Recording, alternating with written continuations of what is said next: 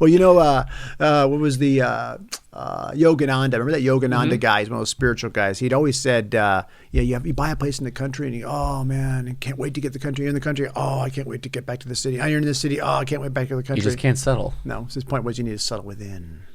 Or you just make billions of dollars and buy houses everywhere.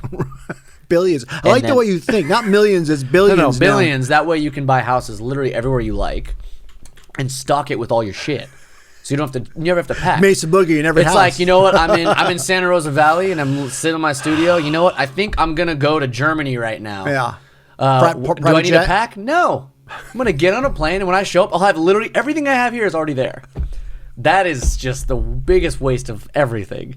But I mean, if you think about it, it sounds fun. It sounds really fun. There's a lot of people who have that. There's a reason I don't have billions of dollars right now. You will one day, and when you do, what house will you be in? When I do, hopefully I'll be making better decisions. I really hope that's not how I spend money. It's different between when you dream about it. When you think about, if I had $1 billion, I'd do this. I had $1 billion, yeah. I mean, I think the first thing I would do would be, pay off anybody's debt that my family or any school loans. Get everyone to chill. Get everybody to chill down a little bit. I like that. Get everybody relaxed. Yeah.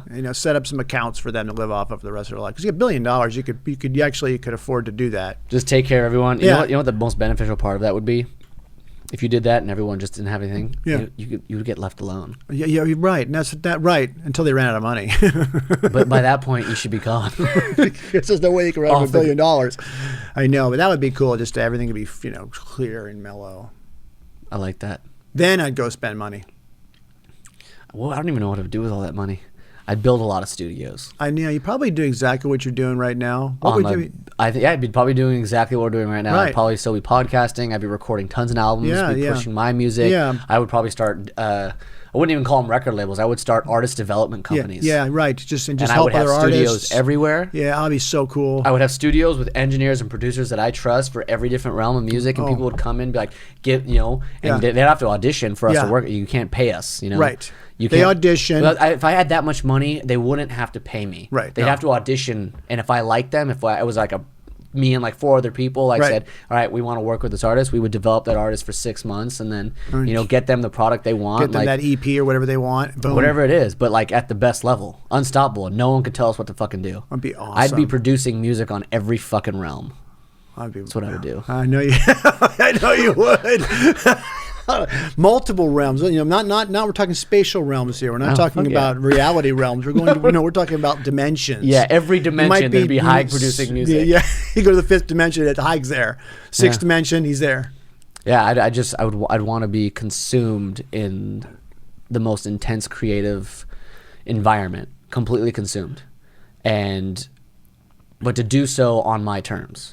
To have everything built. Would you possible. Build like a big touring band and go around and hire a bunch of great musicians and tour the world, or would you? Oh hell yeah! I would do all of it. I would tour the world. I would book my own shows, but I would do everything on my terms. It's like people's talk about, you have to do, you'll be your own manager, this and that. I get that, but you get to a certain point where you have to outsource. You have to outsource somehow, and you have to sign contracts. If I had that much money, I wouldn't sign a single contract. The only contract I would sign would be the venue contract. Yeah, right. Insurance. Yeah. Here's, I'm signing this contract, I'm playing tonight. I would literally fucking play the O2 Stadium, even if 100 people showed up. I just rent it out. Just for the fucking sound of, why not, right? Oh yeah, why not? Well, if you had all these artist development clients, you could do a once-a-year show and bring all your best ones on. Wouldn't that be cool? I could put my own festival on. Put your own festival on with your artist development clients every year. All new artists. All new artists, never been heard before. And then when my first artists, 10 years down the road, are the biggest artists in the world, they'll headline. Yeah, with me. Yeah, with you, behind you, in front of you.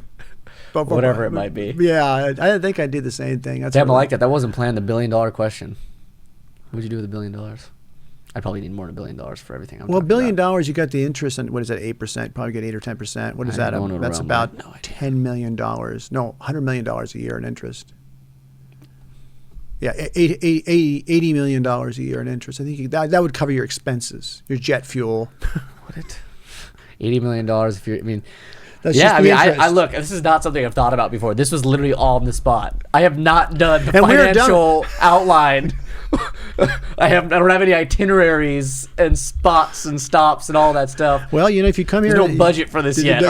Okay, but we're still designing it now. We're manifesting $1 billion right now. Oh my God! So this is actually the podcast we're doing. We're talking about what would it be to have $1 billion. What would a musician do with $1 billion? Oh, that's a dangerous question to ask. What would a musician do with $1 billion? Yeah. I mean, I know. I just told you what I would do. I would build a musical empire. Yeah, I know. And help a lot of great artists who wouldn't have to pay. That's really cool. Because there's so many talented people who can't afford high quality studio time. I would search the world for the most talented people with great music, good energy, even artists, just people that need development and need the support. Yeah. That really could change the world and could bring great value. And I would literally take over the world. Yeah. With just the biggest overflow of creative material. That would be so cool. And it would be outside the mainstream bullshit. And even if it was mainstream, it would be from the media side. Oh, there'd be no crap involved. Yeah, that's what I'm saying. It wouldn't. And if wouldn't bring people in because they want attention or fame, and that stuff comes. It's great. It's the music. Enjoy it. Have a blast. I hope everyone becomes famous and everyone has the money that they want. It's good shit. It's fun stuff. Yeah. But it would be so just. Oh man, you got me all psyched about this. I got to go make $1 billion right now. Well, maybe you should create your own wine. You have your own winery. You buy your own winery. See, now we're going on the downward slope of Haig. All of a sudden, he's getting his own source of alcohol. The Haig, we could have like the label on there. Haig's wine. Haig's wine. I think there already is a Haig alcohol. It's HAIG. Well, I go by HYG, my initials for all my music stuff, so it'd be that one. Yeah, Haig wineries. Haig wineries. Trademarked? Can I do that? Trademark. Trademark. Haig wineries. Oh, where is he? He's based somewhere in the Alps right now. He wouldn't see you anymore. You'd have assistants after assistants after assistants. I'd have to call your assistant to talk to your assistant to get to you to get to you. No, I would still totally pick up personal calls. I don't think I would change much. I don't think I would change much. You'd just be more of a badass. You'd be more of a badass. I mean, as long as I kept my mind on creative projects and music and art and all that stuff, I don't think I would change much. I think if I got too obsessed with like material stuff. I mean, outside of guitars, of course, because I'd have warehouses of guitars. If I ever disappeared, that's where I would be. You just go to a music store and say, I'll take everything. Oh, that. Yeah. You got to play them, though. You got to play them. Yeah, see, I'm not one to just walk in and I want 10 guitars. I'm like, let me play everyone's guitars. If they can handle me, and if I can handle them, if we get You'd be kicked out of every single guitar shop in America. I've been kicked out of guitar shops already. I don't need more. I will get kicked out of more. I know you will. That should be your goal. You should go into Gruen's out there and grab one of their 57 Martins off the wall and just bang the crap out of it. That was the only guitar shop in Nashville I didn't get kicked out of. Not bad. That's Carter's. I got kicked out of.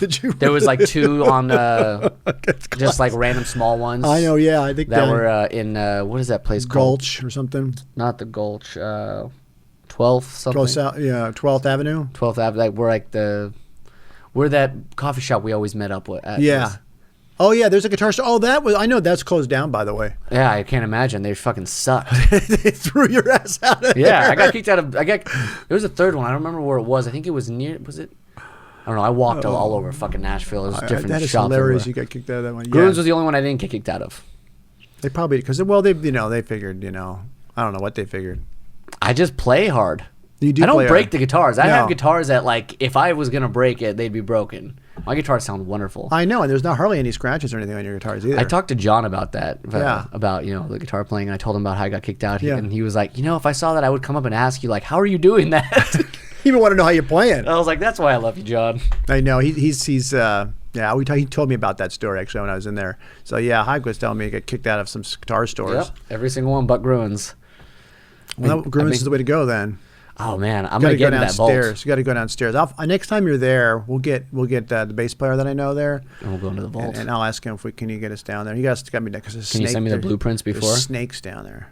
What? Yeah, he's got albino cobras down there. Fuck, it's a guitar shop. What the hell? In cages, several of them.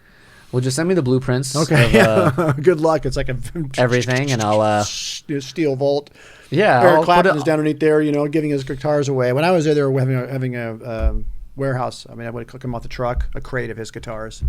And I walked out, and I looked at him, and there was a big crate. But the guy said, well, he's sending him stuff that we really don't want. Do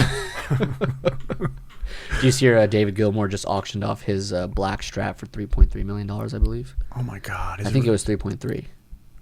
million. Why would he want to give up that guitar? It's all going to charity. He's like donating all of his guitars. Oh, I guess he doesn't need it anymore, but that's weird. But the Black Strat, the one that gave us, that gave us everything. Comfortably Numb solo. Gave us everything. fucking David Gilmour. That's one of the great guitar players. Most frustrating guitar player I've ever known. Why do you say frustrating?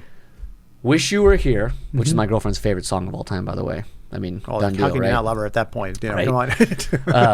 The acoustic guitar in the beginning of Wish You Were Here is the greatest recorded acoustic guitar in the fucking history of music. Yeah. And there is never a time where I listen to that song and I don't get frustrated because how the fuck did he do that? I don't know. I mean, it's so...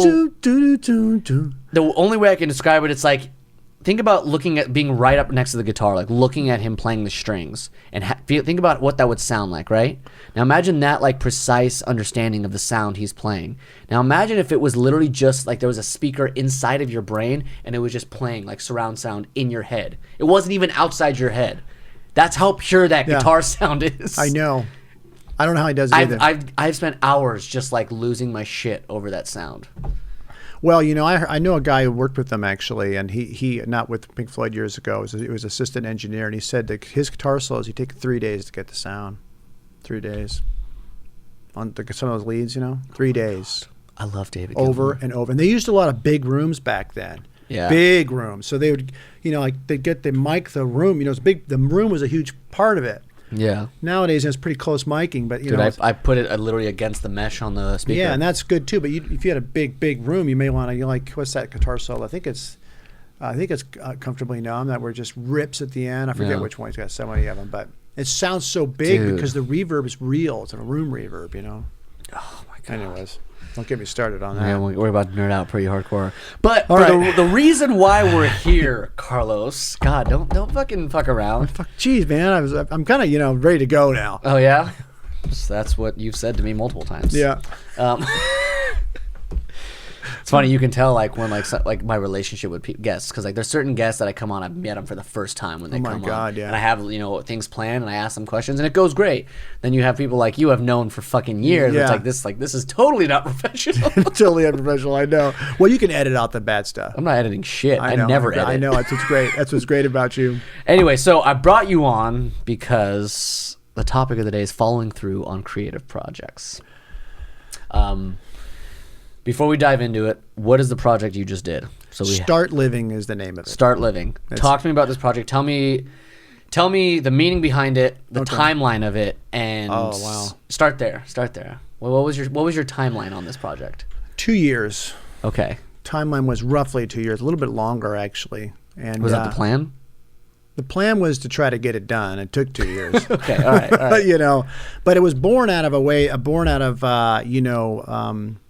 not sure where you were going to go with it, not how to complete it, just making the intention of doing it, hard intention of doing it. And so that got me on the path. You moved to Nashville for this project, right? Yeah, I moved, when I first put everything in storage and I hit the road, I went up to Canada and I went to Ohio and I traveled around for over a year writing the music.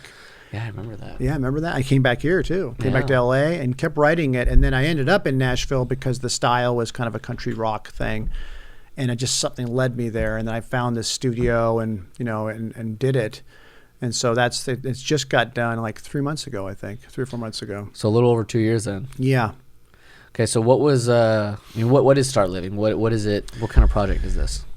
Well, it's the title Start Living is about like going back into your creative self, finding who you are as an artist. And starting to share that, because I was a music producer and music coach and engineer for like many years, and I wasn't doing my own music anymore, my own personal music. So I was having a good time producing people and everything. It was great, but something started to shift. I started to get not healthy, Yeah. Having health problems. And so from there, I realized that, God, shit, man, I got into music as a kid because I got into playing my own music. Yeah. So that's what I wanted to do. And here I am 20 years later, and I don't even do it anymore. I just help everybody else do it. Yeah. That's wow. What? Do it. Yeah. So that was the driving force, was to say, okay, it's time to get back to expressing that side of me. And once I committed to that fully, it took me on a huge journey. The muse took me all the way, like I said, to Canada and. So when you were traveling and writing these songs, did you know you were going to end up in Nashville? No. You just kind of started traveling, and next thing you know, you were writing all these songs, and all of a sudden you got to a point of writing where you're like, I need to make this. This is a project. I need to do this. This is my purpose for at least presently, and you just went to Nashville. Well, I started to realize that I needed to continue to stretch. The creative project that I started needed for completion. It needed to go to a place that I was uncomfortable with or didn't know about, and new musicians, new energy, new people. Yeah. Because it was a new endeavor on my part. So you basically at this point knew that if you stayed where you were, you wouldn't follow through. Right. So you put yourself. So environment has a lot to do with the idea of following through with the project. Yeah, exactly. Yeah, totally. And so commitment to where that's going to take you. And plus, it was kind of as I started writing the songs, I said, these are kind of Americana tunes. Yeah. I said, where's the best place to record Americana, rock, folk, country stuff? Nashville. There you go. So I kept being led there, and that's where I did it. So I'm very excited about it. That's really cool, though, because I feel like not a lot of people will have that same thought process of like, I need to find the best way to express my creative, creation. And immediately our minds go, where is most comfortable so I can be myself and express this most comfortably, because that's necessary, right? Right. But in reality, sometimes you have to literally find the most uncomfortable, most ruthless place to basically say the only thing you can rely on is expressing yourself. Exactly. And I mean, even to on a more surface level, just what you said in the sense of, this is the style of music. Where is the best place for this style of music? Right. Yeah. I feel like that's like, say someone's a blues player, like I'm gonna go to Memphis. Yeah. Right. Exactly. But they don't. A lot of times people won't. People will like, oh, I play blues here, I play blues there. I mean, whatever genre. But like, there's as oversaturated as the music industry is, there's still totally places for music. Right. I love that concept. And places to get the spirit of it. Yeah, be surrounded by it, like be in it. In the vibe. And that's why I was there, because that's the music I was into, and I wanted to do that type of project. I couldn't do it in an environment that was, not really supporting that style. Yeah. And people, I met people there that were unbelievable because of it. That's cool. Yeah. So I think I've been trying to environment that supports the style. Yeah. It's a different way to go. Like if I were to do another genre, like I have another project in the future, I think it's going to have to at least travel to some places again, meet musicians who know it. Yeah. Like, like a Cuban music project, I got to go to Miami or Cuba if I can for a while, at least to experience, just to get the vibe. Yeah. So that's why Nashville. I fucking love that. It's really cool. I feel like no one does that anymore. They should. It's pilgrimage. It's a pilgrimage. It's a musical pilgrimage. I think we need more of that. Well, it's almost like a movie set, It's like, hey, we got to film this, like Lord of the Rings. Where was that film? Yeah. There's some Australia or New Zealand, I think it was. Wasn't it? Yeah. I think it was New Zealand. The hill, we want to have this vibe. Like we need to film this, so we literally have to go get the visual. Yeah. It may not be as necessary for the music, but it should be. Like, oh, this is the kind of music. This is the vibe I'm writing. This is where I'm at. Right. Like, in order to really follow through and really dive into this project and really get what I'm trying to capture, I need to find the environment for this music to come out, like be raised in almost. Yes, exactly. And the people who know it too, and you absorb that energy. Yeah. Nowadays a lot of people work on a computer at their home, and they can create any kind of style you want, right? Yeah. But are you really embracing the juices of Memphis blues? Yeah, I mean, not that you can't. No, you can't. But can you? The difference? Can you? But yeah. Most of the great artists, it seems like that, coming like the Beatles when they were in, they wanted to come over to America. They wanted to record in Memphis. They didn't record there, but they went down there and wanted, because they're like, how do we get to where that music is? Yeah, to feel it more. So yeah, that just doesn't happen that much anymore. That's because we live in a box. That. Well, I think that really changes like your work ethic too, because like if you're searching for the environment to let what you're creating grow, that once you find it, your work ethic will change. You'll be much more on schedule, be much more willing to wake up and go after it, as opposed to like spending half your time trying to create something out of thin air that isn't coming from anything, and the other half of the time trying to build an environment for you to be comfortable enough to eat, sleep, and like survive. Right. Rather than forget all that go where this music will thrive. Yeah. And you will thrive with it. Exactly. Like it's almost like discomfort with a comfort. Like discomfort, like I'm not home, but I've gone somewhere where like I don't have to worry about nurturing this music and like losing it, because it will always be in the air. And you don't have to necessarily go and live there like I did. No, yeah. But you could go and be there a month or be there as long as you can. Even a weekend. Absorb as much as you can, then come back and do your thing. Because I think it really helps. It really gets into your skin when you see the real people doing it. Yeah, it changes. Yeah. That's how as people are, as humans. We need to tangibly see everything. And that helps the completion process because you're so invested then. You're really investing time. Yeah, well, you see how possible it is. Yeah. You see how... And then the universe opens up to you because you made this huge commitment, right? Now you're out there in the middle of the desert or driving or wherever you're at, and you end up there and you go, oh my God. And then also you meet these people and they go, oh, you're here as a pilgrim doing this music. Yeah, meet my friend, and let's go jam. And all of a sudden you're in the vibe. Yeah, all of a sudden all these opportunities start coming your way. Yeah. Next thing you know, you've built a community. Right. You've been immersed in one. Yeah, and the project just kind of finishes. Yeah.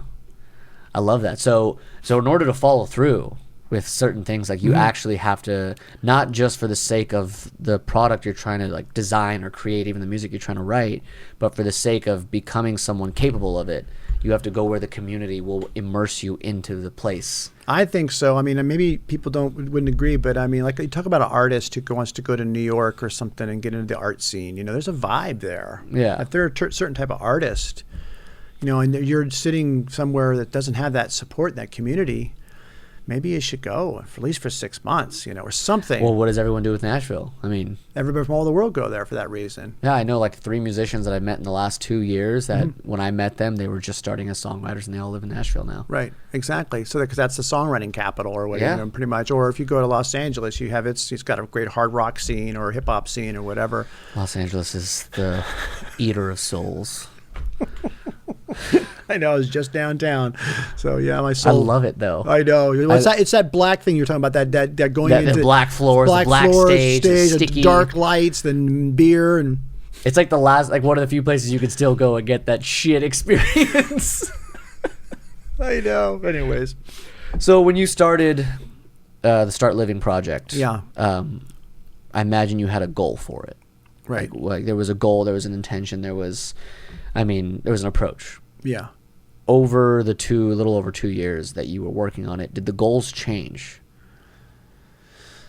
In some ways they did. How it was going to get done changed a lot.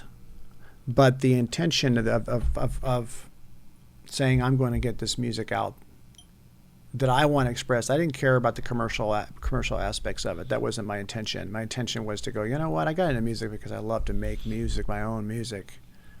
And I've made tons of it over the years, but I'm going to go start making it again. And, and so that didn't change. But the process definitely changed. I didn't even know where I was going to record. I had no idea who the musicians I were going to use or anything. I was reading a book, and one of the biggest themes of it was the idea of two different selves, one self of fear, one self of faith. Mm-hmm. And they talked about faith, and faith is not necessarily a religious thing, right, although it's used in religion. But the idea of having faith in yourself means that when you believe in something, when you know something is like you don't hesitate on yourself, and you have faith in yourself to figure it out, so you just go for it. Mm-hmm. Like you had no idea where you were going to record, you had no idea where you were going to live, you had no idea what you were going to write about, you had no idea about any of this stuff. No. But you went for it. Right. They talked about like that faith in yourself, like that's exactly the definition of what you're describing is the only way to actually succeed. And as a person, financially, creatively. So it's really cool that you're like telling me this because I read this book like 2 weeks ago. Oh wow, that's interesting. And this was like a very, very big theme in it. And I was like, oh man, that's so dangerous. That's so scary, right? Faith and fear. Yeah, but it's like the only way to overcome fear is to have faith in yourself. Yeah. In that sense, and like you totally just said, I haven't written music for myself in a long time. Yeah. And the only way to do it is have faith in myself. And boom. Right. Fucking went for it. And you go for it, man. And you get help along the way for sure. People help you and things help you. Well, that's the thing. Faith helps you. When you do have the faith in yourself, like the universe, whatever you want to call it, provides. Yeah, abundantly. Oh, yeah. Overly abundant. But you have to open up to it. You have to accept it. Yeah. And when you're in a space, originally when I was in my space, I go, how could I ever do that? I need to pay my bills. I need this, whatever it is, right? Yeah. But once you slowly start stepping into that faith place, You realize that that gets covered, no problem. Yeah, there's something so much bigger. And everything gets covered. Music. Huge. I love it. Yeah, so that's the faith expansion. So throughout the project, I imagine there was a lot of like ups and downs and like discouraging and stuff. So, and you said the intention stayed the same, but like, I mean, say you like if you had a goal for every day, you know, like say you woke up today, I'm gonna finish writing the song. Tomorrow you woke up, tomorrow I'm gonna find a studio, record it. Right. The next day I'm gonna go and have my first session. So like, there's different goals every day. Of course. So throughout that process, as the goals changed, how did you stay on track with the intention, with your drive, with your want for things? You know, like how did you wake up on the day, like today I have to find the studio, and then 2 days later you had to write a song? Like, it's two very different, expressions. Well, I kind of took it in steps. First was to get all the 30 songs written, or whatever it was, 25 songs written. Jesus. And then narrow it down to 10. And then I ended up only doing 6 actually for this project. Wow. And the only reason why is because I did the recorded drum tracks and everything for the whole thing, but they didn't fit the project, so I dropped them out. I just kept the 6. But songwriting first. Then I went out and played the songs live for everybody and found out which songs were responding. So those were a step before I even thought about recording. And then get myself to Nashville somehow. And I did that. Went to an Airbnb, met these people who had a studio on Music Row. They introduced me to the studio, and so I found that. And then a friend of mine was a bass player there. He goes, "Oh, I know a great drummer." And it just kind of, to be honest with you, it just kind of fell into place. It wasn't like I had a real strong roadmap. Yeah. It was just like, I'm here to do it. So it's not necessarily that you had like the itinerary ready. No. But in order to achieve follow through for the sake of the topic, yeah. in order to follow through with the project, you literally had to say that it's going to happen in phases, and I need to accept the phase I'm in. Yeah. Right now, I am in the phase of writing these songs. Yes. And I can't even think about how I'm going to support them, how I'm going to record them and stuff. And right. Once you said, it's like, right now I'm just playing them. I'm not even, I'm going to play 50 shows, and people, if they ask me where they can find my music, I'll say eventually when it's time to record. So that's I feel exactly right. Especially as musicians, we overthink everything. Oh, completely. If you think about the album coming out and you haven't even finished writing the songs, which a lot of us do, Oh yeah, I mean, we're it's already every thinking day. about getting that great piano player or something, where the song's still not even quite, finished yet. And I mean, we talk about this like it's just a thing, but I mean, how difficult is that to keep focused on what you're doing? Well, I tell you, the inner thing of it, the fear and the faith. Let's talk about that for a second. Yeah, let's do it. Because the fear is I don't want to finish it. Because if I finish it, I got to put it out there and people have to listen to it. Yeah. Judgment. So that's a big fear. So if you're in this battle right now with yourself to create something, that comes up. It's resistance, right? It comes up hard. Yeah. So you use the faith to combat that and to say, well, soften it and move through it. Because if not, it just keeps coming back, keeps pushing back, and you'll never get it done because I can't, if I get it done, I mean, people might not like it. How long am I, so you overthink it. But if you're in faith mode, I call it faith mode, there's a lot of modes on, then you don't have those doubts. Yeah. You don't have that fear. You just go. You commit. Yeah. And it's you powerful. have to commit. And it's powerful, and things show up to make it happen.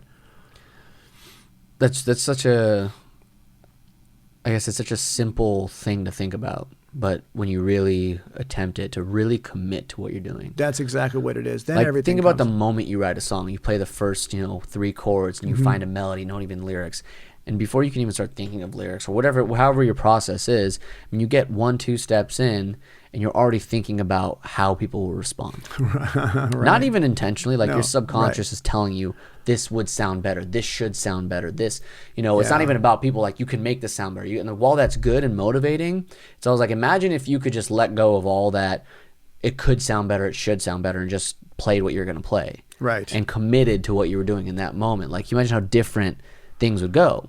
How different the music would be written, how different it would be received even. Yeah. And it sounds like you really committed to the process. Well, yeah, exactly, and not committing. And that's hard not to, like you say, it's hard to not, your mind gets in there and starts, It's inevitable. It's inevitable, but it'll hold you back.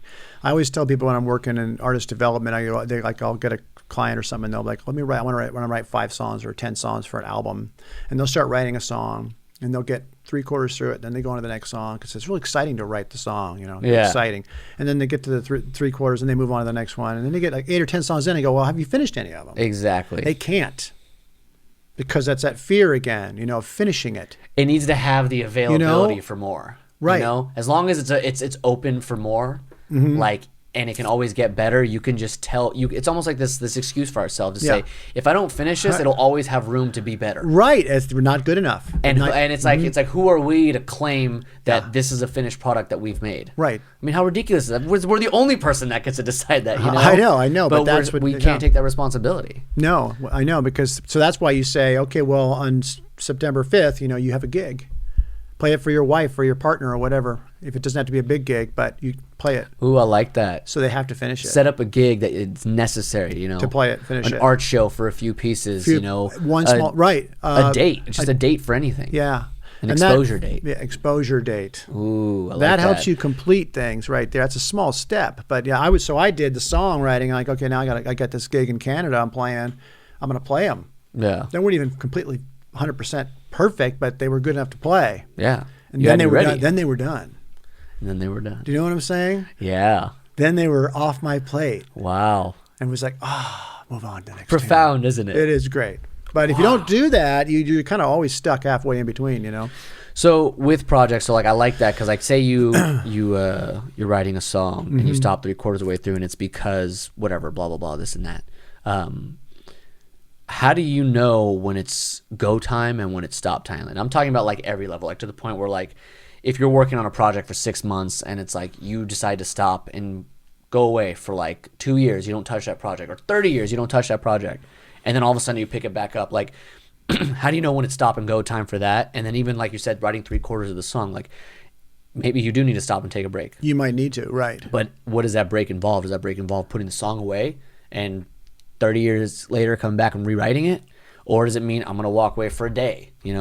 How do you, what are kind of the signs for you? Like what tells you that it's go time and stop time? Well, during my project, there was 3 songs I didn't do, and they were on the recording, and I had the drums recorded, pianos, everything was ready to go, and I was singing them, right? Because I wanted to do 8 songs or whatever it was. And I worked over night after night after night in the studio on these songs, right? And so I realized in that process that there was a forcing that was happening, not a letting, not a flowing. Forcing. And once I switched to forcing, then I know I've got to let it go. And that's different from pushing yourself. Yeah, that's different from getting up every morning and working hard. But forcing, there's another force that starts to push against you, Yeah. So the more you push, it starts pushing back that song's energy. And then you go, okay, I gotta let it go for a while or whenever period of time. So that's how I know I gotta let it go, because I'm like, I gotta get this done. Well, then it starts to fall apart. So it's a force.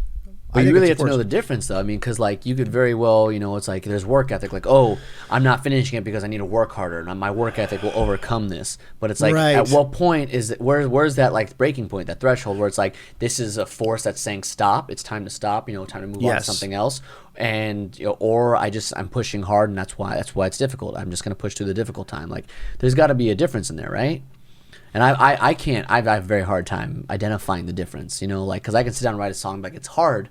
It's very hard. I'm struggling really a lot, but my work ethic will overcome, and I'm going to keep working on it, That's good. That's a good quality. Well, you can work on it for 6 years and not get anywhere if in the first place it wasn't a matter of work ethic. It was just a matter of the forces pushing. You're not meant to write the song. It's not time for this. Exactly. I was just going to say, it's not time for it. And if we want to get really deep, like we talked about a couple times before, the song's already written. Oh, yeah. That's one of my favorite. That's one of the best lessons you've ever taught me. So if the song's already written and then we're forcing it to come out, it doesn't want to come out. Yeah. It's like it's kind of like you got to coax it out. Yeah. Right? So you're like getting in there trying to drag it out of there. It's just going to fight back. Say, I'm not ready to come out yet. So it needs to be nurtured out. I know. But what we want to do is our ego and our mind, we want to get in there and grab it and get it done and move on. Or whatever it is. So fucking good. I love that. And it will fight. It's stronger than us, by the way. You got to know what to push and what to not push. Yeah. You got to know what the force is. The force, the force.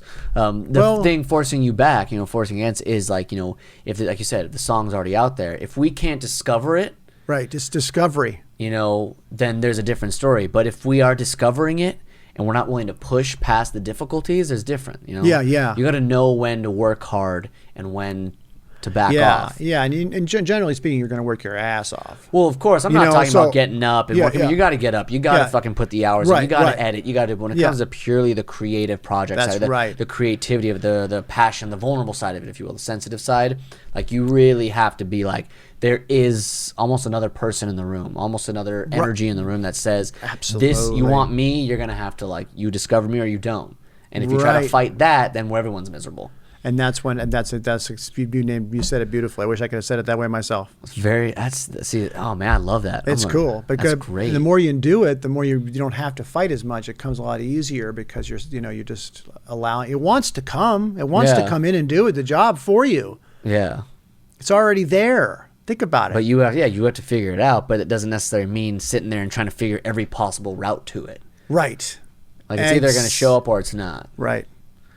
Wow. I know it's kind of an out there kind of concept, but it really helps you relax a little bit. We'll put it on a more like not out there concept. Like people want to say this is crazy talk, but think about it. If you're trying to write a love song and you just had your heart broken and you just got in a fist fight, there you go. You got dumped, your heart broken, you just spent the whole night drinking, and you got beat up last night, you woke up on the fucking street and you come home, pick up your guitar and try to write a love song, fuck you. Right, exactly. That's not going to happen. No. It's no different. You can't, that's forcing something that shouldn't come. Right, and you're sitting there struggling with it, and you pick up a guitar and you write a song about your struggles and your pain and like maybe how you're going to overcome it, maybe something hopeful. There's multiple things that are that are willing to be discovered or grabbed. The songs are out there. Yeah. But you can't pretend like something else is going on. I mean, you can. That's how we have like a lot of songwriters in the industry. But I mean.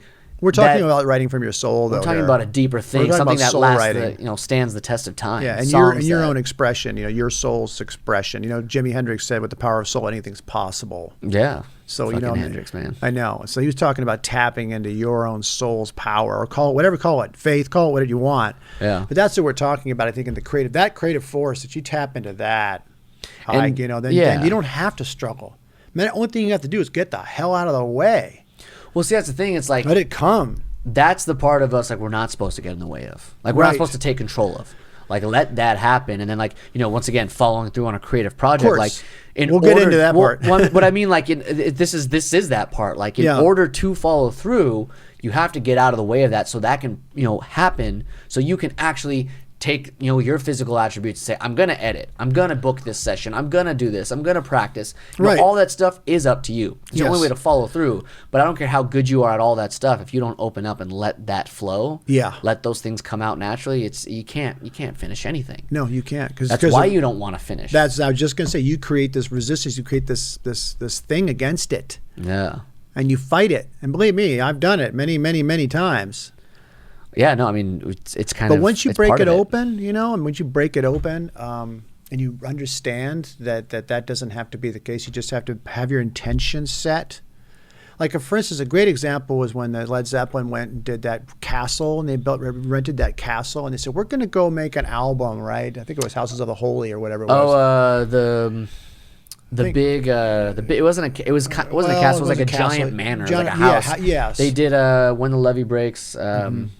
Was that 4? Led Zeppelin 4? I think it was 4, yeah. Yeah, Led Zeppelin 4. They did that whole album in there. Yeah, and Jimmy Page was talking about, because they asked him about his creative process. He goes, well, our creative process was where our intention was to go there and make the record. Yeah. So then, just when I talked about me going to Nashville, my intention is to go there to make it. Their intention is to go there to make it. And when they're there, they've already opened the door. The intention is, it's that simple. It's that simple. It's not complicated. It's just like the intention, I'm going to do this. And then watch what happens. But that's my take on it, anyways. Well, no, I agree with you. Like you have to start there. It has to be the beginning, because once all that's out, then you can sit back and be like, all right, this mix needs to be better. Maybe we can tackle this solo a little bit more. Finally tune things. But the essence of what you're trying to get at is already there. It needs to come out. And if you block that, then you're fucked. There's no making it through. No. And once that's out, then we can get into talking about the resistance of trying to get the damn guitar solo right, or sing the vocal 400 times if you have to. Oh my God. I backed away for 3 or 4 months. I'd go in for 2 months and say, I can't get this, and leave and go somewhere else, fly back to California and for a month, and then come back fresh and go try it again. Up at 3 o'clock in the morning, the lights out and the candle going, this is the time I'm going to get it. No. All right, I wake up kind of hungover in the morning. Then I get it. I get the take. Yeah, when you're just like, you have to stop caring. You have to be chilled out. You know what's funny is, when I get my best tracking, my absolute best tracking is 5 a.m. See, there you found a little doorway. I wake up at 5 a.m. Every night now what I do is I set up everything. If I'm going to record the next day, I set up everything, the session, everything. I turn it all off.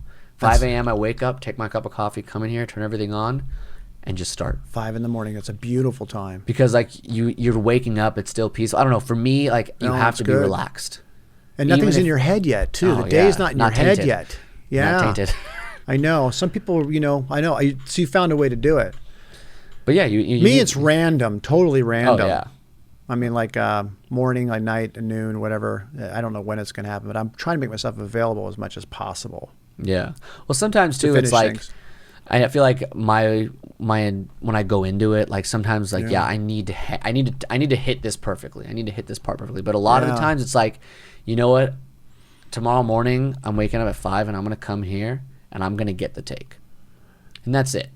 And do you get the take? And 90% of the time I will get the take. 95% of the time I'll get the take. But it's not the perfectly on pitch take. It's not the perfectly played take. What it is, it's the take that the song needs. Because when I say tomorrow it happens, I'm waking up, my intention is to wake up and do this. That's the power we're talking about. And I show up and I fucking make it happen. Right. And no, don't get me wrong. There's definitely mornings where I go and it's like, you know what? It just wasn't meant to happen today. Like I woke up, I did things wrong. I wasn't, my chops weren't on point. My vocals weren't warmed up. But why do you think that is? Can I ask you a question? Why do you think that is the case? You come with great intention, you're strong, you're ready to go, and then there's nothing there.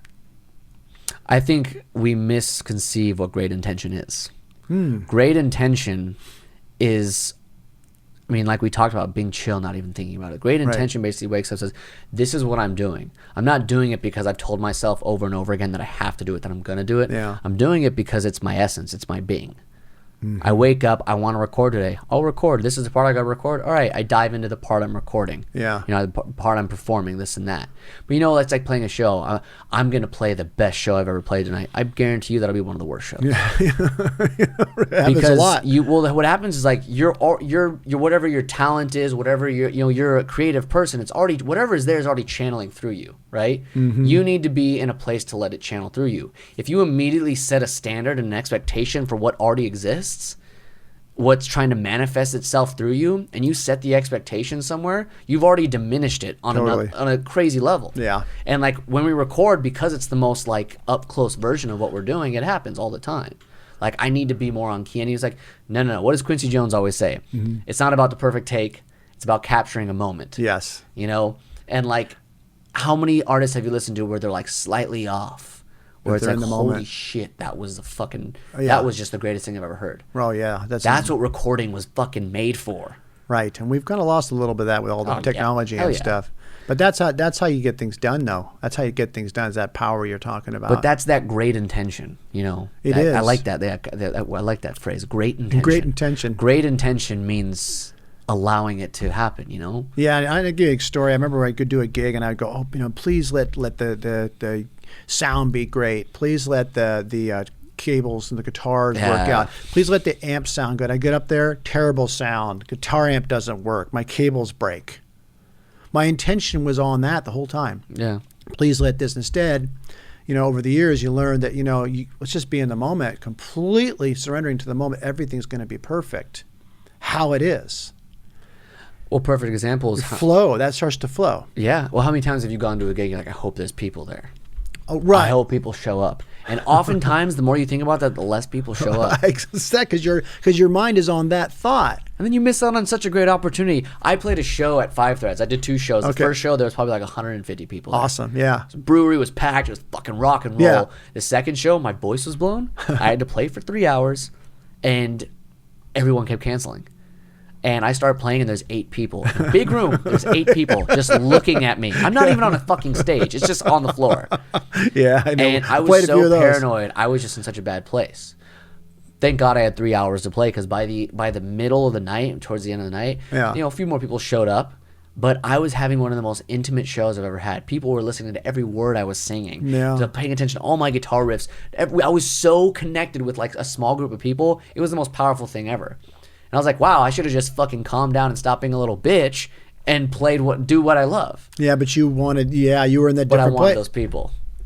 That's what we're talking about in finishing, as I know, as the topic of this. That's what we're talking about. Is more of a deeper level of intention and how we're thinking about things inside versus, God, I got to get that guitar track done, and then you struggle your ass off with it. But if you don't have that, you go to that greater intention. I love that term. Yeah. The greater intention, which is a greater self. Yeah.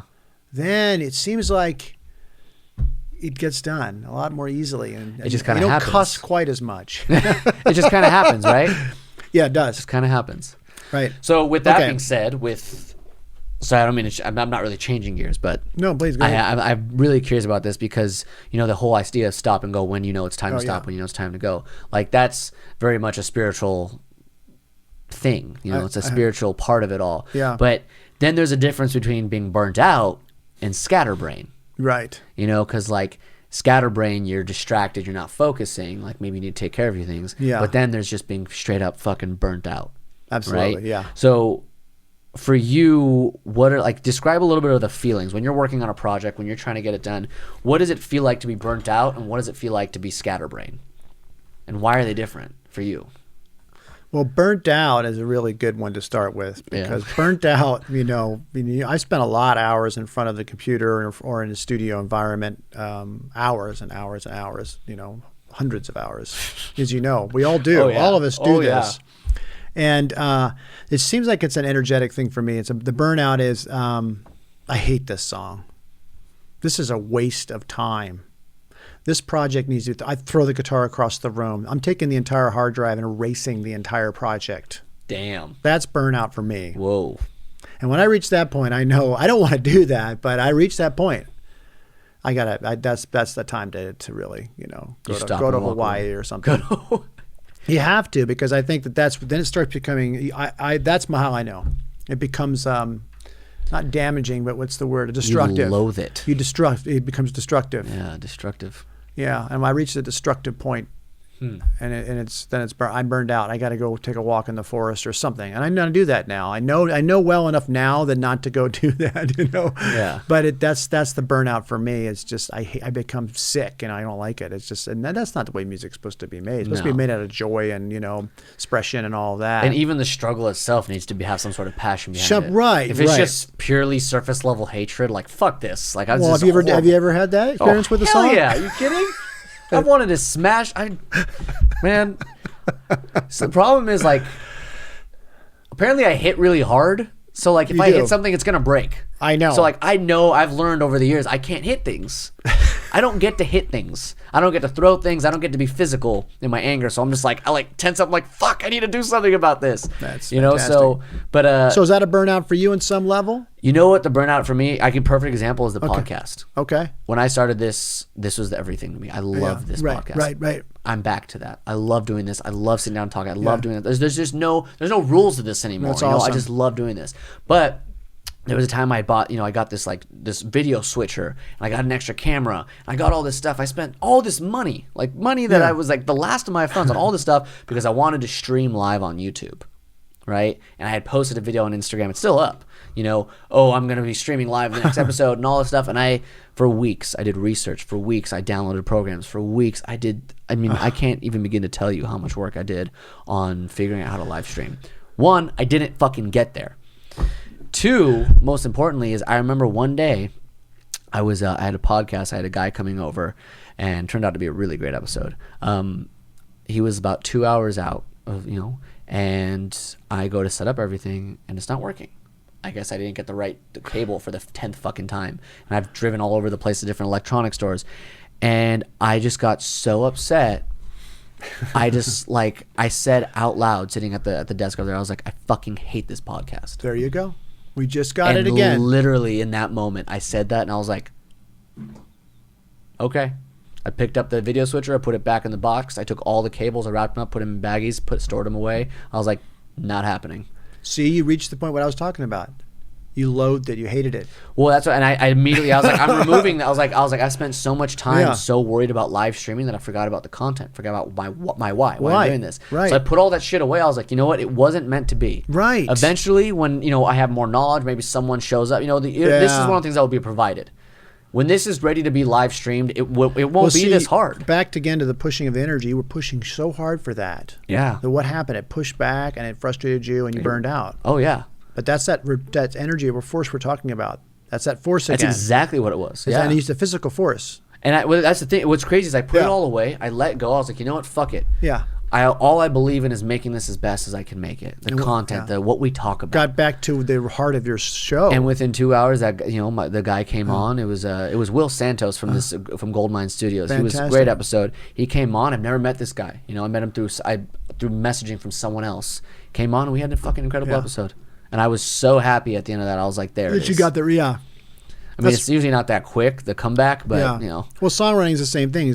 We talk about that burnout. That's what that is when you get to that point where I just can't listen to the song or I can't take it any longer. It doesn't mean it's a dead thing. It just means it's the energy is just – so that's – to answer your question, you just answered it. That's the level of knowing when it's time to walk away from it. So that's very different than being distracted, though. Yeah, like the idea of scatterbrain, because I deal with that almost more than I deal with burning out. Okay. With the idea of like, all right, time to sit down, time to work on the song, or time to do whatever, whatever the process is. Like, I just came from the gym, or I just, had an argument with this person, or I just read a book, or I just, did something that wasn't this. And all of a sudden your schedule fills up, people have lives, Yeah. And you have all these things to remember constantly. It's so hard to put that on pause and then give your all to a creative project. Especially a creative project, because you can't mindlessly do that. Yeah, No matter what part of it is. Yeah, what stage you're at. So you just become so scatterbrained you can't even work. Like, there's just so much on your mind you can't give it. So do you have like a remedy for that? Do you deal with that somehow? Yeah, I do. I feel like you're about to tell me it's like some fucked up drug or something. Yeah. Yeah, I do. I do. Just a lot of meth. There it is. A ton of meth. That's it. That's based. So well, for me, I mean, everybody's got a different way to approach this. So let's face it. But the focus of the mind is what really helps, and that means for me, a meditation, walking out in the nature, connecting with that side, and letting go of turning off the cell phones, all those kinds of things, allowing yourself to be back in the moment, right in the now again. If you do that, it's quickly your focus can come back. I believe doesn't it take very long, but it does take a practice, a willingness, yeah. Because if you're scattered everywhere, you got 5 different things going on. You're thinking about recording, you're thinking about your girlfriend, you're thinking about all that, and you're trying to you can't do it. But see, the problem is like I and I'm sure everyone has this problem. Yeah, I convince myself that these other things require my time, are more important than what I'm doing right now. Because in that scatterbrain, it's like, you know what, I do have to pay this bill. You know what, I need to make some money. You know what, I just had this argument with my girlfriend, and I don't want that to, But that's not focus. That's not focus. Well, exactly. But like, when I go to say, okay, I'm going to focus, I'm going to meditate, clear my mind, I'm going to focus on this project. The problem is like, it's not that I can't focus. It's that I can't accept that this is more important than the problems. Like, let me just go take care of that, and then when that's taken care of, I'll come here. That's the resistance thing. I mean, it's wanting to finish it. Just destroys you. Yeah, I know, but it's going to come in because it's that force again we're talking about. It comes in all different faces, man. So what you're saying is that force that fights you is going to use your own life against you. Absolutely. It's fucking metal. That is the truth in the entire episode. I love that. Yeah, and it comes in all these different forms and in all different faces and all different realities. Don't let your life be used against you. To stop your thing. And for me, I'll say, okay, I'm going to get up, I'm going to do my little meditation morning routine, whatever it is, and I'm going to work work 6 hours. I've decided is my limit.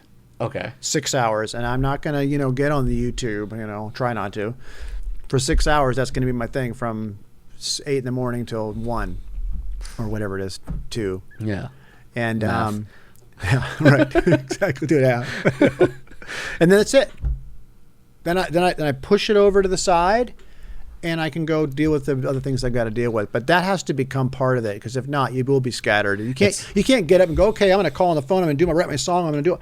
I can't, anyways. I got to just go focus the brain for 4 hours, 2 hours, 1 hour, whatever. Even if it's 1 hour, whatever you've got, it's got to be in that intention for that. I think that 100% really, 100%. Because if not, that force is coming at you.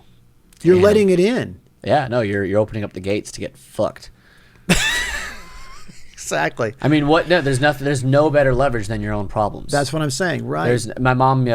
Actually, my mom's grandma used to tell her this. My mom used to tell me this growing up. She's like, you could take everyone in the world, and they would all throw their problems into a pile. And if they were told to go pick up the problems they want, about 99% of people would take their own problems back. Wow. Because there's leverage. Our own problems are the greatest leverage we have against ourselves. And the greatest impediment to our finishing a creative project. By far. Incredible.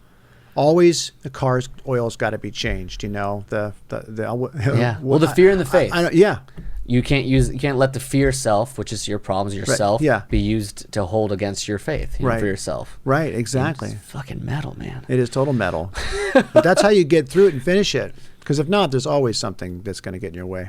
And then, within that, you have to find the practices that work. Like for you meditate. Meditate, and then I also make sure I have a certain block of time. Some people pop Adderall and pound whiskey. Right, exactly. Exactly. I don't encourage that. I think it's ridiculous. But no, but that like John Lennon said, whatever gets you through the night is all right.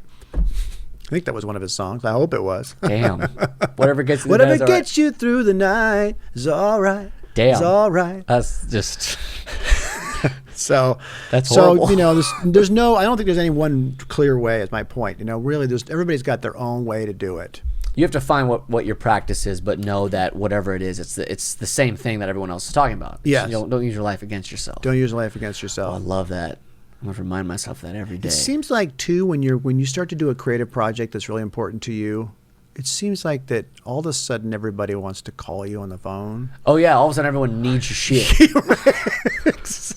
Right? Oh my God. How many times have you gotten ready to record and all of a sudden the phone's off, the emails are coming, people are showing up? That's the one thing I will throw. That's the one thing I will physically attack is my phone. If I forget to turn it off and I sit down, I'm about to focus, ding, I will take it and I will throw it across the room. See? I broke the screen in my car because I threw my phone. It's the only thing I'll throw. There you go. I've got a pretty good lid on things. I'm very, But how do we, besides throw the phone, how do we cross that? Because I think that a lot of people out there really want to express themselves, really want to do it, but they're scared to do it. They find reasons why they can't do it. I'll do it next year. That's why the Start Living EP for me was, no, start living now. Yeah. Because faith has got to start becoming first in your life, not What a great fear. project. The theme is literally keeping you on track. Exactly. That's great. It is. That. I know. So I encourage everybody who is listening and that's its time is now. I think there's two things. I think that's it's what we talked about, the fear and all that using your life against yourself. I think the other side of it is that a lot of us aren't taught or haven't learned on our own how to leave the phone outside, how to turn it off, how to put things behind, how to say, you know what, I don't need my phone on the desk when I'm recording. You know what, I don't need to smoke a joint before I record this. Right. How to put everything aside and basically, like a child, to put it out of reach. Like if we can we need to identify the distractions. Not that they're bad things. Because a lot of the time they're not bad things. No, they're not bad things. But identify them and then remove them, take them out of reach. Yeah. And it's amazing how much more you get done. Exactly. And then, as you said, the topic of completing things, that is huge. And I feel like a lot of us don't have the willpower to do that. And it's a little scary because a lot of the stuff that will distract us is our crutch in life. Yeah. Something what is the famous thing like when you get, you ever see a teenager get dropped off at the movies to meet their friends, their mom drives away, the first thing they do is they take out their phone and they walk around on their phone. Yeah. Because they can't just wait. Right. And I do the same thing. I get really, all of a sudden you're like, I'm doing nothing. I have to be doing something.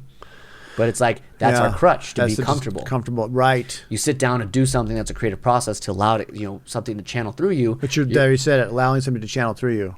Yeah, that's different than being distracted. You can't do that. It's like you shouldn't have a crutch for that. No, you need to be open for that. I know, and that means you have to remove those distractions.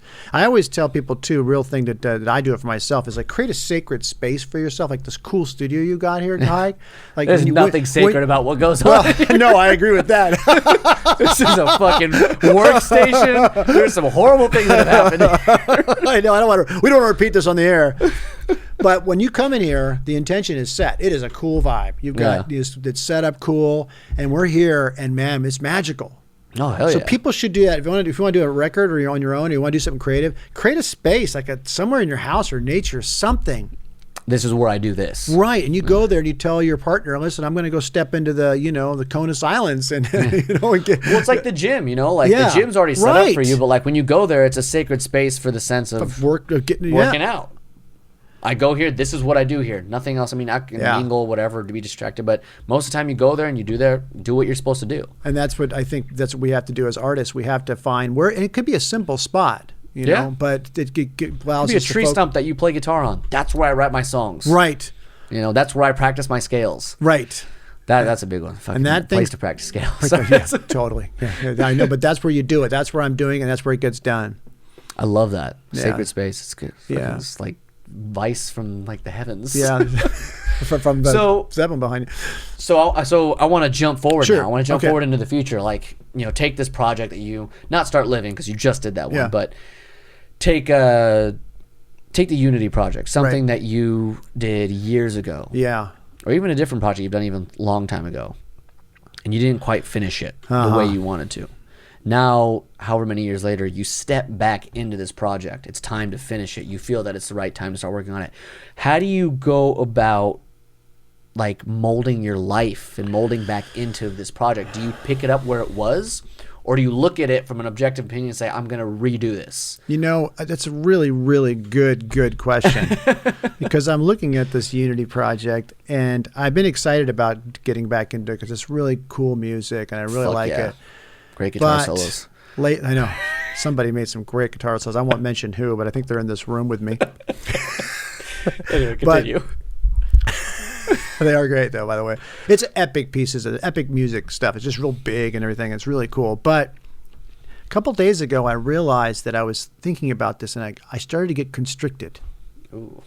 In here. So I don't really have a great answer right now for you. All I know is that I'm following that feeling again. I go, wait a minute. Why is that project making me constricted again? But even before that, what told you it's time? I want to do this again. What was it? I was in Nashville in the house where I'm renting, and I had my studio set up there, and I put the music on that I haven't heard in a couple of years. And I'm like, oh my God, this is I got to get back to this. I got to do it. It hit me over the head. Oh wow! I was like, oh my, what am I doing? I got to get back to that. But it's a really challenging project. Did you have when it hit you over the head? Did you have like an idea of like what your intention was? Like, I'm gonna pick it up where it was and start finishing it, or I need to go back and revisit this. It's a good question too, because I was revisiting it right now. I'm revisiting it, but it's causing the same thing that made me stop it. Interesting. I know. Have you come up with any ideas as to why it's doing that? No, and I'm working on it. That's why I can't give you great, but I know what I am saying though is that I'm aware of that feeling happening. And you have to embrace it. I've got to embrace it. Why? There's a lot of resistance in this particular thing.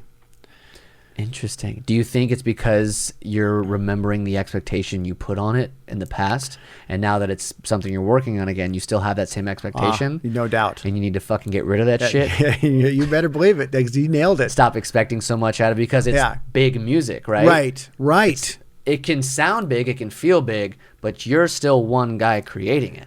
Yeah, and that's so exactly it needs to be there. It needs to be that. That's the expectation. But it has to. But then, from my looking at it, if I can take the same approach I took the last project, it'll get done again. But I'm falling back into that that place you're talking about. That you're afraid to give up all the mental and spiritual and all the emotion you've already invested into this thing.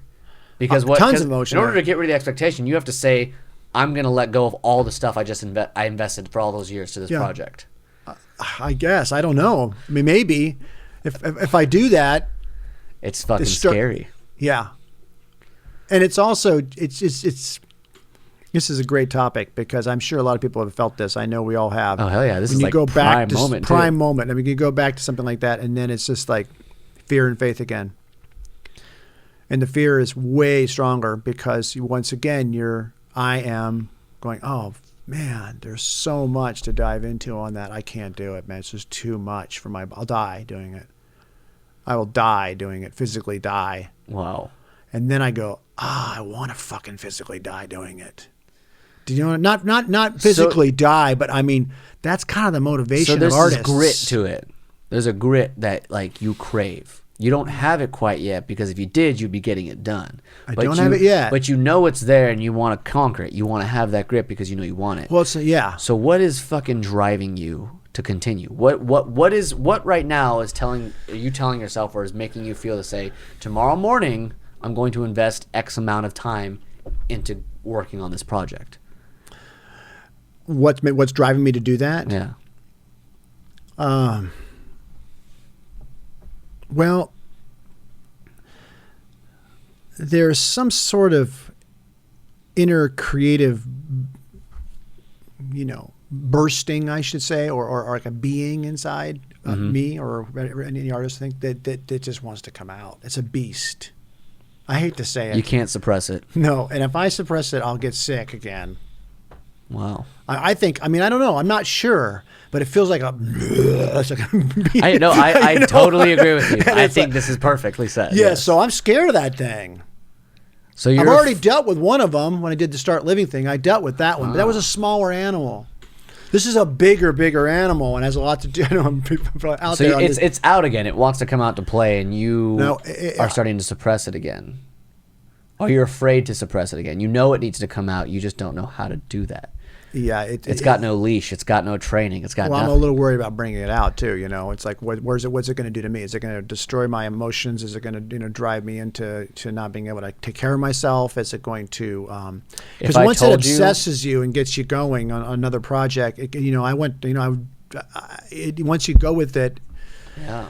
So it's a good. What if I told you that all those things are going to happen? It's going to destroy you. It's going to make you emotionally insane. You're going to lose your shit. Yeah. But it's going to give you everything and times 10 of what you could ever dream of for this project. Well, I know that was the truth for the last one I did. I know it was the truth for when I help other people.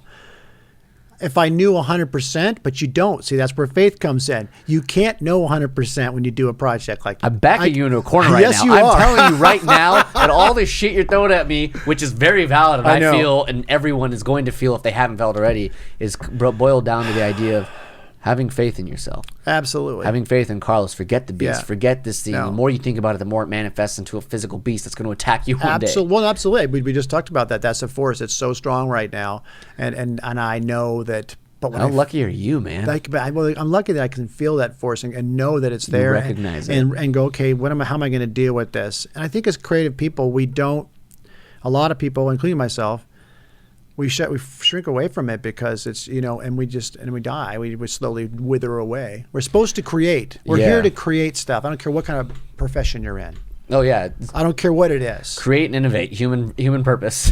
Right. So you get to a certain point, you're done with the project, you're like, oh, okay, great, and then this thing starts brewing up in you, and you listen to these old songs, and you go, God, I got to get that done, man. Why is that coming back? It's haunting me, and then, no, I don't want to do it. We push it over there, too much. Yeah. So a lot of that happens, I think, and when you're in the early stages of coming back to an old project or trying to finish something, because you already were there. And you walked away from it. It's the only familiarity you have with it. Yeah, and you already walked away from it once. Yeah. So do you want to go back in and walk away again? It triggers your my pride. ability. Yeah, it triggers my, well, wait a minute, maybe I shouldn't do this. I'll move on to something fresh and new. Well, it's got to be something to be said, the fact that it comes up, though, right? Yeah. Well, you can't just if it's a project that you've really worked on in the past and it's gonna be it won right the first time, like you had to shrink away or whatever it is, or you had to go on a pilgrimage, you had to step away from it, but it came back, and it came back with just as stronger. It'd be different if it came back and you felt a little bit of it. It can't be different. It came back and it was too easy, but it came back exactly where it was because it's unfinished business. And I know why now as we talk about this. Oh hell yeah, I know why, because see, I think. Personally, for me, I have to grow into every project I do. Oh, I love that. Oh my God, I couldn't agree more. Yeah, I love that. And that's why I couldn't finish it at the time. I just wasn't really ready to do it. And the last one I did, took 2 years. I grew into it. You have to grow into the place to be able to channel it, right? Yeah. Dude. I know. So that's what. So, it's all really back going into the side again. It's not about the product, really. It's about us growing as artists and continuing to express, and it's fabulous. We also have to get over ourselves in the sense that we created, like, I made this song, I wrote this song, and this is my song. Like, hey, stand by your shit and make sure that you don't get fucking screwed over. Don't get me wrong, but get that thought out of your head when you're writing, like when you're creating. Like, that shit is already existing. There's powerful things that already exist. Yeah. we get to channel them through these, you know, physical vibrations, through this sound. Right. You know, it's not yours. No. It's coming through you. Yeah. And once you've created it, make sure that you take ownership so you can show it to the world. But don't have so much pride in what's already happening. Yeah. Don't act like you're, you know, this like all-powerful Zeus with the lightning bolt that you've created from thin air. Like, just fucking chill.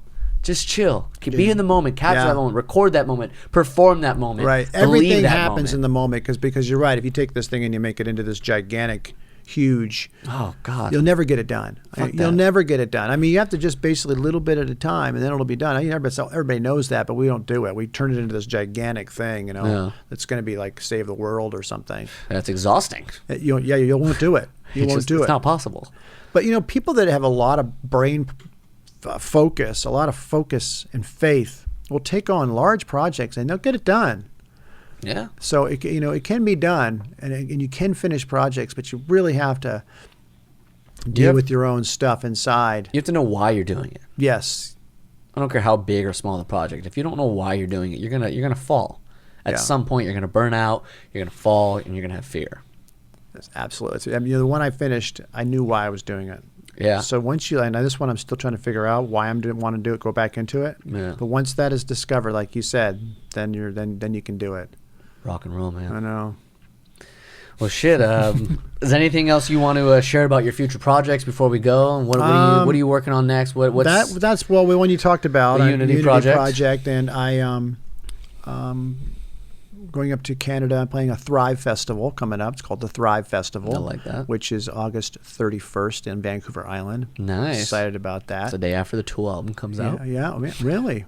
Well, I mean, really? You didn't know Tools? Well, my birthday's the 30th, so I guess they're coming out on my birthday. Your birthday's August 30th? Yeah. You're blessed. That's it. I know, I'm blessed. You're blessed. Maynard has blessed you. I know, so I'm learning about my blessedness. There's a funny statement. Maynard from Tool has blessed you. That's just mockery. That is something else. But yeah, that's going on.